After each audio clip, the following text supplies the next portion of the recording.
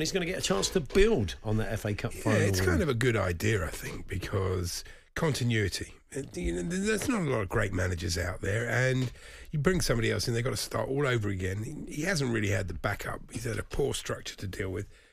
So they've won cups. He had a lot of injuries. The cons are the style of play, which I think was pretty awful, and the relationship with players, like Sancho, not great, and his general demeanour, which is a bit, dour, yeah. Well, we're going to get pros and cons from two pals who bring you the Stretford Paddock on YouTube. Jay Motty, we've spoken to quite a lot in the last few weeks around this story, and Dave Scott. Good afternoon, guys. Hi, lads. You okay? Not too bad. Jay, we're going to start with you because you've been telling us all along when everybody had their tin hats on, the expectation was that Ten Hag was going to go, that you wanted him to get at least another season.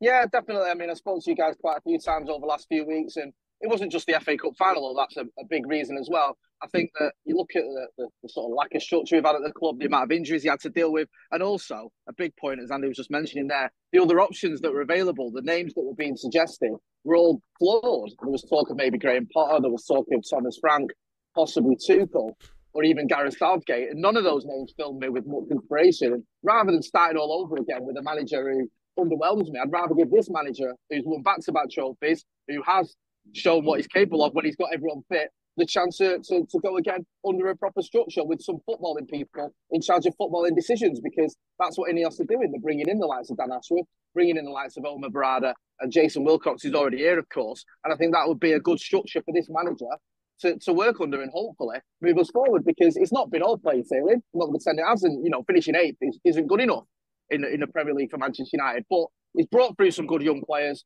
We have won back-to-back trophies, and I think he deserves another chance. Dave, you're less keen, aren't you? I understand you would have liked to have seen a change. I was up for a change when it was Thomas Tuchel was being linked with the job. I think once that sort of was left off the table, then I think Ineos have cornered themselves into a position where it's a bit of a PR disaster with the leak of the story that it was going to get sacked. And then you sort of seeing the uproar of fans, because by and large, Manchester United fans do want Ten Hag to stay in the job.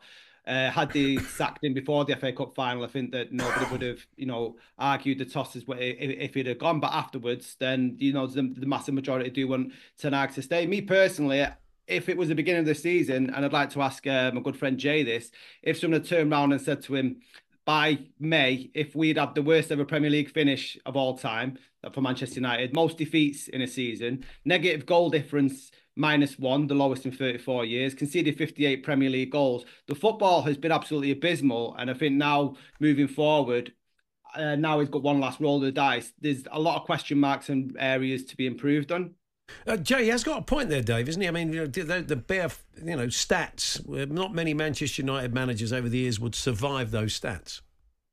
No, they wouldn't. And I'm not going to defend the league form. It's been abysmal, but I keep going back to that quarter final against Liverpool here was one of the best feelings I've had as a Manchester United fan. That FA Cup final was fantastic, and that's what he's capable of when he's got players fit. And I think it's all well good saying, yeah, he hasn't done well enough in the league, because he hasn't. But he's shown that I'd be more worried if when everyone was fit, United was still atrocious under Erik Ten Hag. If he'd have had a fully fit team and we'd finished 8th, I'd go, this guy doesn't know what he's doing. But he's been missing a lot of key players, and when he's got them in, he's managed to deliver trophies. So I think that it's not been good enough, but do I believe we'd be better off under Gareth Southgate or under Graham Potter or under Thomas Frank? No, I don't. I think Erik Ten Hag is the best manager we can have. And I think he's done enough in delivering that trophy. You can't ignore the fact he's won back-to-back trophies. I think he's done enough to at least give himself a chance to work under Ineos as well, because we keep hearing about this new structure. They're going to have a say in signings. They're going to be bringing in new players. They're going to be able to scout better players for him. Then let's see him work under that, because at the moment it seems like he's been given a bit of a free rein, and I think that's been to his detriment, to be honest with you, because some of the signings haven't been good enough. And he needed someone to say to him now and again, look, we're not going to spend 80 million on that kid from Ajax. We've got a better player for you. What about the style of play, though? I mean, even when they had a full team out, it was sometimes often really difficult to discern what United were, what they were trying to do. Often the football was pretty stodgy. Yeah, Dave, not that great. You did touch on that. You say the football was abysmal in your words. I mean, what are you a bit more like Jay? You feel when he has got all of his players back, do you feel that they can turn it on and play with a bit of panache? I think if the FA Cup final is a representation of what Ten Hag is going to be doing next season, then I'm 100% behind it. But this rationale that he didn't have a full team week in, week out, if you look at that cup final, I think there was 9 out of the 11 that started that game that were available by and large throughout the season last year. So why was he not getting that performance out of them players week in, week out? That's the big question mark in my mind. And it seemed to be towards the end of the season, when we were playing Casemiro in defence and we were getting more shots against us than most of the teams in Europe. There's huge question marks there regarding his tactical nous and how he adapts to having injured players, because for some part, it felt to me like bad workman blaming your tools. For me, the manager's job is to set up not to get beat and then try and win the game with what you've got available. And it felt by and large last season, towards the end especially, that it was just, right, well, we'll try and outscore you and don't worry about the midfield. It was very gung-ho if you look at the Chelsea game in particular. Jay, I mean, it was very noticeable in that final that the players really put it in. I mean, they worked. They were brilliant, I think. Much better than they'd been. And it's no coincidence that was their season. The whole thing, if they hadn't won that game, the season would have been a complete disaster. Yeah. And the manager would have lost his job. So were they playing for themselves or were they playing for the manager that day? I mean, I don't know. I think that the thing with that game in particular, there was 1 or 2 players that are just integral to United and that we've missed a lot. I mean, look at Lisandro Martinez, he's so important. And every team has a player that's sort of vital to them. If you look, even when Rodri, for example, missed 3 games for Manchester City, they lost all 3 of those games. You have a player that you sort of become reliant on and maybe over-reliant on.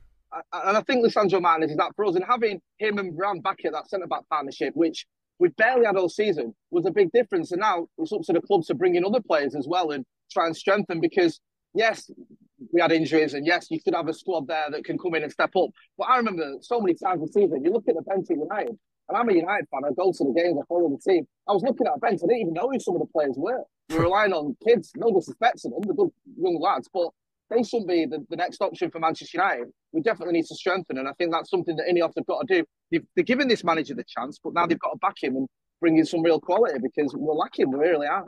Yeah, we had some reaction to the conversation. Quite a few people saying, once I realised it was down to Ten Hag and Thomas Frank, it was a no-brainer. That lack of options, that lack, as Andy said at the top, that lack of a manager, an obvious manager to come in and make a huge difference. You can imagine a scenario where England semi-final or win it, final, whatever. Southgate comes out of it looking good. Ten Hag doesn't make a great start. They obviously have got eyes on Southgate. You know, you can see this buys them a better time as well by keeping Ten Hag on. I'm not saying they're going to do that. No. But, you know, that's a scenario you could imagine. Well, guys, we'll see. Jay, Dave, really appreciate you coming on. Have a good summer. Thanks for joining us. Thanks, lads. Thank you, lads. Jay Motty and Dave Scott from the Stretford Paddock YouTube channel. I'm sure they'll be keeping you updated over the summer and obviously into the new season with regular Manchester United content. So, yeah, thanks for your input as well on that. Your take on what Jay and Dave had to say. If you're a Manchester United fan, talksport.com, text 81089, tweet to TSH and J 0371722 3344. Sausage news. Thank the Lord for the TalkSport listener. Alex is in Oxford. He said, I tried the experiment. I went in the garden. I threw an apple and I threw a Frankfurter, and I can confirm apples go further. The Frankfurter just broke. I was talking about the Wurst, the quite sizable Wurst, which is like a bit like a kosh, isn't it? Still not like an apple. It's like a kosh. It's got more bendy. Like a cudgel. You know, and I'm talking about those. But Alex, thank you for doing that. Joffre Archer bowling with an apple, or Joffre Archer bowling with a Wurst. I think you'd be more frightened of him pavilion end with a sausage. Yeah. Joffre Archer. You'd be more worried about him bowling with an apple. Wouldn't put his arm out again, would he? But you'd more likely to wear a helmet facing Joffre bowling an apple than you would bowling a sausage. You're giving this far too much thought. Andy from Watford, I said you're never more than 3 foot from a sausage in Germany. I once went on a football tour to Mainz and they fed us sausage 3 times a day. Hotel served cold sausage and bread for breakfast. We went out, played the tournaments. We had a packed lunch, which, yeah, you guessed it, sausage sandwiches. In the evening, after we finished playing, the host club served a barbecue, which featured... yes, sausages in a bread roll. We think they did it deliberately to slow us down. After 5 days, we'd all put a stone on in weight. Thank you, Andy, for that. And we're after those things that you never travel without when you go abroad. For Kobe Mainu, it is Ugg slippers. This is Indy from Cov. Hip flask, extortionate bars on holiday. So he's one of those who says, just a Diet Coke, please. Yeah. They know what you're doing, Indy. They know what you're doing. Every time you get your Diet Coke and you bend down... You bend down or you get something out of your pocket. They're not idiots. They know what you're doing, filling it up with vodka. Talksport.com, text 81089, tweet to TSH and J 03717 223344. Paul Hawksbee and Andy Jacobs, Monday to Friday afternoons 1 till 4 on AM, on DAB, via the talkSPORT app and on your smart speaker. talkSPORT.